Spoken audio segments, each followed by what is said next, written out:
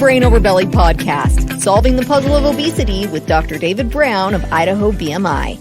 COVID taught us how important our weight and mental health are, but the greatest lesson might be how much they're connected. Listen as Dr. Brown explains how weight loss directly helps anxiety, depression, and PTSD. Here's your host, Rick Dunn.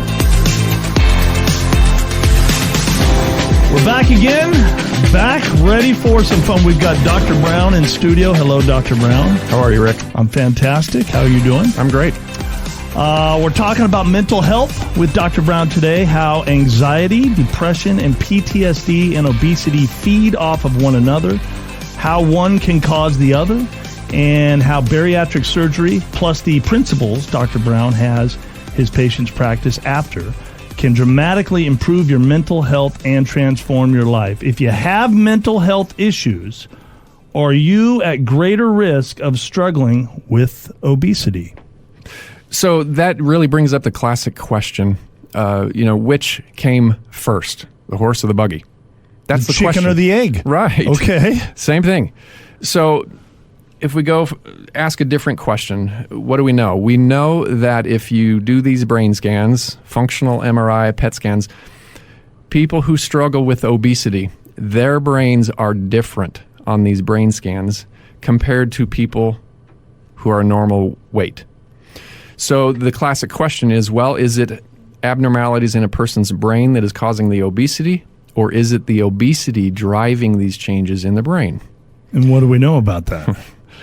A lot of unanswered questions, okay. But there has been research that I think tells us a lot to answer that question. There was a study a few years ago published looking at adolescents who struggle with their weight and changes that happen in the brain actually in the moment that they're eating different foods. It's a fascinating study. So what these researchers did, they sat these kids down. They, were utilizing these brain scans, but they had them eat different types of foods. And what they found was that, and you and I have talked a lot about hyperpalatable foods and engineered foods. Yeah. Well, it turns out that when these kids ate those foods, what they found is that neurologically, these kids became more impulsive in the moment. There's a concept called reward discounting. And that is, and we're all familiar with this, that, gee, I really want that cookie. Yeah. I'd like to eat that cookie. Is it worth it for me to eat that now and forfeit the long-term or longer-term benefit of eating healthy? Right. Well, the process of saying, well, bag it, I don't really care enough about the long-term benefit. I'm going to go ahead and have the cookie. That's called reward discounting. Okay. And I have a cute story of actually one of my daughters who is our cerebral. She's our disciplined, hardworking kid. When I think she was a junior in high school. And I came home one day and walking through the kitchen, I think, and there she was doing her homework. I never had to say a word to her about homework, anything like that. She just did it. That was part of who she is. Yep, 100%. And I made the comment, I said, I've known a lot of people in my lifetime, and I got to tell you, you are one of the most disciplined and dependable, responsible persons I've ever known. What a compliment from Dad. I thought so. And she said, thank you. And I asked her, why is that? And she said, well, I just know that the 30-year-old me is depending on the 16-year-old me to do this work. So that's the opposite of reward discounting. Yes. And I was You've done impressed. a great job. Look at you patting yourself on the back. From the mouth of babes. I was stunned in the moment. Wow, that's really good.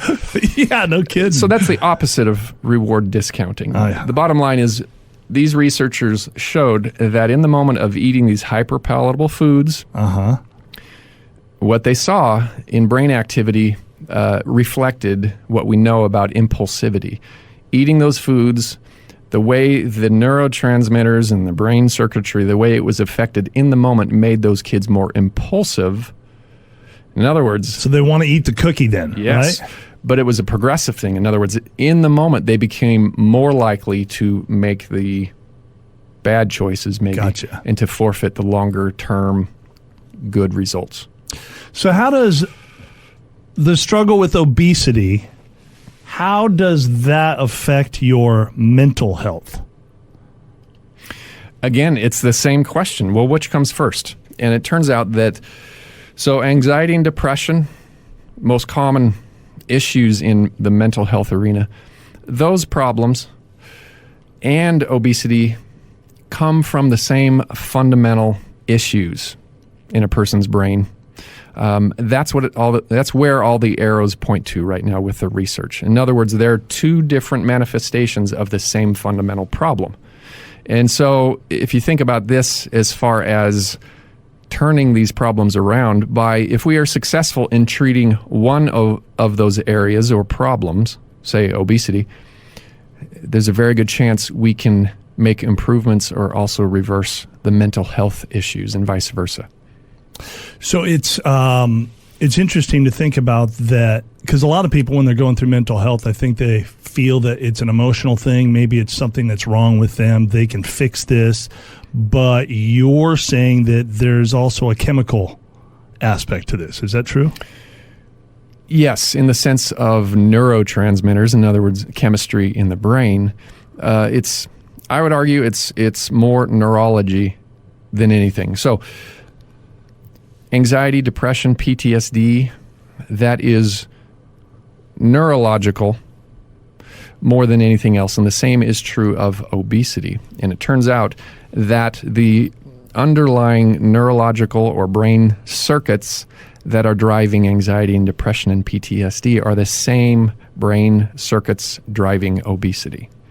I'm guessing that a lot of your patients struggle with mental health. Yes. What do you tell them? How do you have that conversation? What's it like? I really enjoy this type of interaction with my patients, and it happens all the time because, quite honestly, I've learned more from them in this than maybe any other source. So, obviously when someone comes in, they are coming in thinking, well, I'm going to get help with my weight. I struggle with weight. I struggle with obesity. I want to reverse this, and I want to get some help. And very often in that context, when I talk about the neurological nature of obesity, that sort of opens a door, because inherent in that message is the idea that, well, wait a minute, it's not really your fault in the way that you think it is. And the response from people very often, you can just tell that you've opened a door with them that's very different from what they've ever heard before. So when you think about something that's tangible, when your patients are sitting down with you, and I know we've had discussions about tangible things that you ask your patients to do to help with their eating, which also could maybe help with their mental health. And I'm talking about like the bites, how many bites, all of those types of things. Does that work into helping with their mental health at all? So yes, and you and I have talked about this a lot as far as what we eat. We got to cut out certain foods, engineered, hyper-palatable foods. And people need to listen to their bodies and only eat when they're hungry. And then there's that hyper-mechanical method of eating where they do three things. They count as they chew. They actually time a break between bites. And then they focus their attention as much as they can on sensory signals going from the body to the brain. And bariatric surgery works primarily, at least from one perspective, because it resets all that sensory signaling to the brain. Well, that's one of the questions I was going to ask. Why is it we need bariatric surgery, and then we get into those things? But you have talked about that a lot, about how that kind of resets everything, gives you a fresh start. Right. The operation, just the nature of it, what we're doing with the stapler and the stomach, it is resetting the signals to the brain from the organs in the abdomen. And if we know what we're doing, we can use those reset signals to drive this process of neuroplasticity or changing the brain. So So as a person is doing the counting as they chew and they're timing the break and all these things, neurologically, what's happening in the brain is very similar to what's happening in the brain when people do classic interventions to treat anxiety and depression, whether it's cognitive behavioral therapy, EMDR, and many people I'm sure will be familiar with those things. But those are very sort of technical, mechanical exercises that people do to retrain their brain and to help them improve their symptoms of anxiety, depression, PTSD. So there's so much overlap. A good argument could be made that we're targeting the very same thing. And in my practice, it's the context of helping people with their weight and metabolism.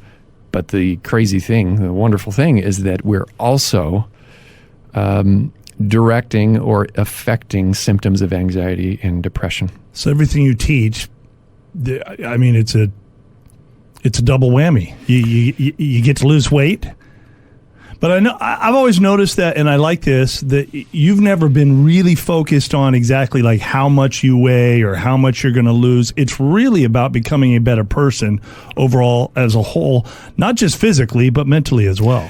Yes, but from a neurological standpoint, and sorry to nerd out so often on you, but no, I like it. If a person is only eating when they're hungry, they're listening to their body. Yes.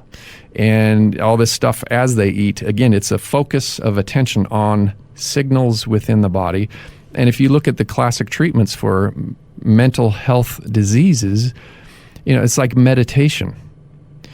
Meditation is doing the same thing in the brain, and it's incredibly powerful. And there's a growing body of scientific literature demonstrating how powerful meditation is. Is there any, and you don't have to name names because I know you got the whole doctor-patient privilege thing, right? Yep. Or confidentiality, whatever yes, of course. It's called. Do you have any patients that you think back and you could tell us maybe something about their story that not only were they on a road to lose weight, but they were on a road to having a whole lot better life as far as mental health? Yes. So several examples. One that to me is very profound is a guy who was in the military, and after his service in the military, he suffered from PTSD. And he went through a period in his life where he was numbing the pain, whatever you want to call it, with substances, alcohol and other drugs, and really struggled with that. Well, at one point he quit. He was able to clean up as far as drugs and alcohol. And that's when he started gaining weight and became what we term morbidly obese. 20 years later, I meet him, and he goes through the program, and he has surgery. Well, I saw him 8 weeks after his operation in the clinic, and we went through the nutrition, liquids, all those things, answering questions, looking at incisions. And he looked at me and said, "So I just got to tell you, something really strange is happening." And I said, "What?" And he said, "I've had PTSD for 25 plus years, and there was always a void in my life, and I was trying to fill that void with substances, whether it was drugs, alcohol, or eventually food." Right. 8 weeks after this operation, I don't feel that void, and I feel so calm. And the people closest to me have made several comments that, "Look, you're different. You're calm. You're not freaking out all the time." And then we had the big conversation about some of this, where all these things are pointing to, whether, nutrition and all these practices neurologically, and that not only was he losing weight, but he was experiencing this sense of calm as a result of doing this stuff. Like changed his personality. Yeah. For the better. Yes. That's the hope. But yes, that's what we see quite consistently in folks who have a background struggling with anxiety, depression, or PTSD. What else have we learned about the relationship between food, appetite and mood, and self-image? Fascinating. We live in an absolutely amazing time. There's a whole field developing called nutritional psychology that is attempting to address that very question. And we know more and more now that the food that we eat not only affects our diabetes and weight and all those things, but of course our brains and how we see ourselves, and even our self-identity. So if you go back to that study on I called it reward discounting the kids, and they're eating the engineered hyperpalatable foods, and they become more impulsive. Well, you think about what's going on in that kid's mind as far as how they see themselves. It's happened so quickly, but they decide to eat the cookie, and they become more impulsive. Well, in that process, they are also engaging their self-identity at some level. In other words, they're developing that perspective of themselves that, well, I give in. Well, I don't have willpower. Right. I don't have discipline. Mm-hmm. I'm a bad person. Right. And it's that cumulative, repetitive behavior that leads a person down that pathway of developing this negative life story, along with the other stuff in life. So many experiences when we're young, we make big decisions about ourselves at very young ages based on those sort of random experiences and the way we interpret the world. So there's those early life experiences, as well as the problems with weight and these neurological changes in the brain that are happening when we eat these foods. It sort of all coalesces or comes together ultimately in a person having negative thoughts and feelings about themselves. We talked last episode about how it's possible to rewrite your life story. I think, was that the one where you actually shared was it a mantra, or what did we call that? I can't remember what you call it. I call it personal power statement. Personal power statement. Something like that. Which we squeezed it out of you. I couldn't believe that. I've thought about that since. Oh, man. I was impressed with that. So remind us what people can do to rewrite their life story. So the anecdote, one of the tools, and it's interesting, there's a researcher named Andrew Huberman. He's out of Stanford, and he's done just great research. And if you think about fear, it's sort of the same idea as a negative. When we experience something that's scary, there's negative emotion and negative thoughts. Right. He's shown from a neurological standpoint, when a person, say there's something scary in front of you, actually walking towards that scary thing diminishes the neurological driver of fear. And the interpretation... I can see that, yeah. That makes sense to me. Okay, yeah. Okay. I think, the whole idea of facing scary life experiences, and that's sort of where confidence comes from, is doing difficult things. And it's almost the thought is worse than the deed type of thing, right? Right. Yeah. So at one level, I think facing some scary things in our lives, whether it's our weight or diabetes or whatever, is one way of opening the door to changing things. But as we've talked about, there are several tools we have. And of course, bariatric surgery is one of those tools from a neurological standpoint. But also the idea of developing a personal power statement and working on the habit of simply recognizing when we are thinking and feeling negatively about ourselves, when that narrative in our head turns negative. And at that moment, pulling in this personal power statement about our potential and what we can become and what we are becoming. That's part of it. And again, it is a very repetitive practice. And over time, as we practice these things, we change that narrative.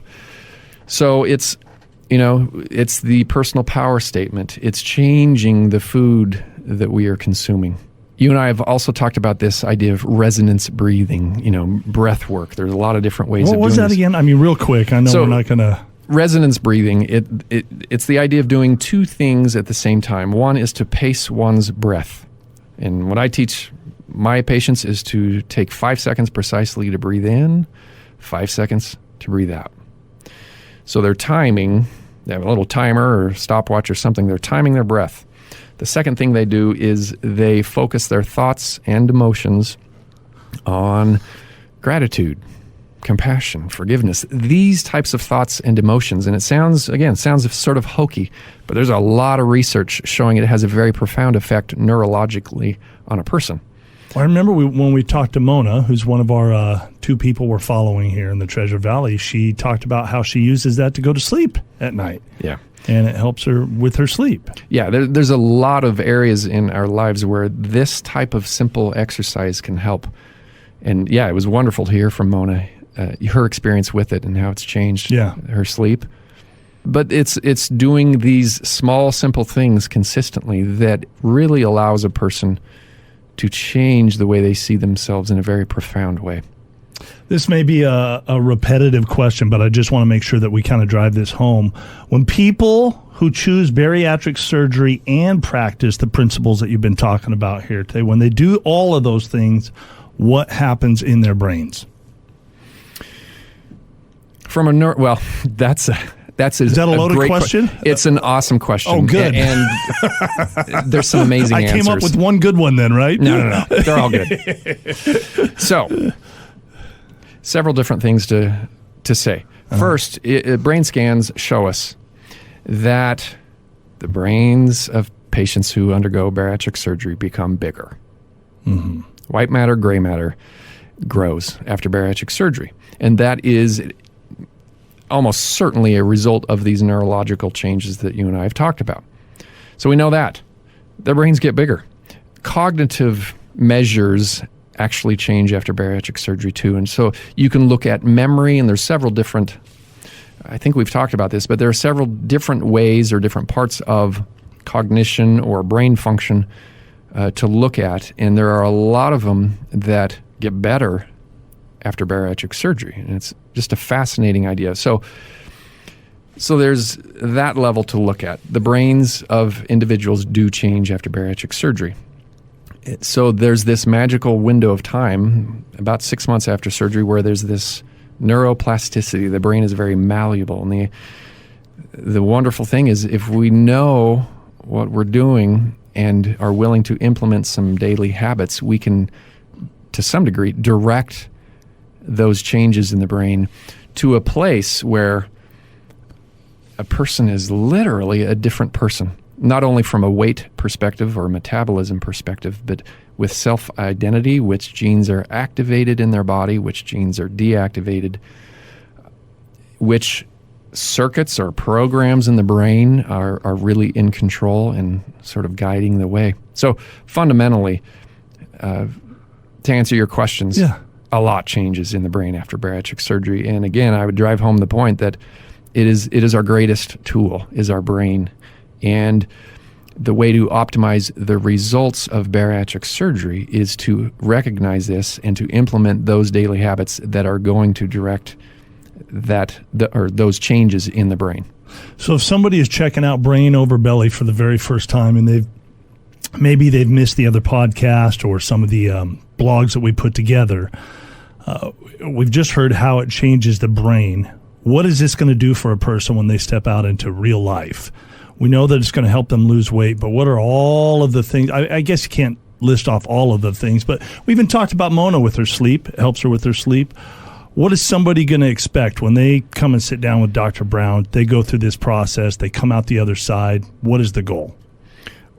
What I see when people do this consistently, these things that I nag people about every time, what they're eating, when, the water, all of it, the counting, the timing, what I see is sort of, it is a blossoming. In other words, very often people will make the comment to me that I feel like this is the real me.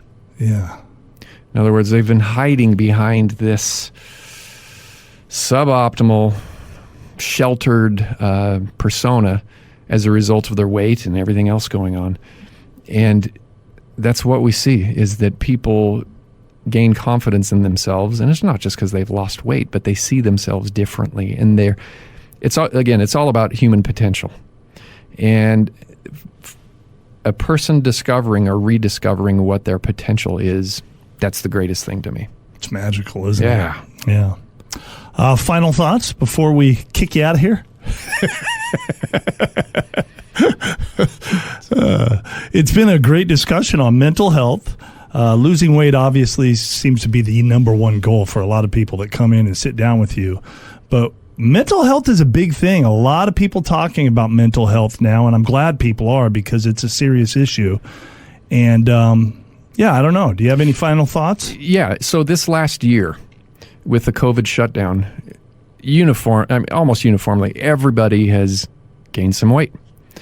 And the prevalence or the rates of anxiety and depression have increased dramatically. I don't think we've ever seen such a rapid increase in those problems, especially among adolescents. And I would just point out that those two things are related. Weight gain, increase in anxiety and depression.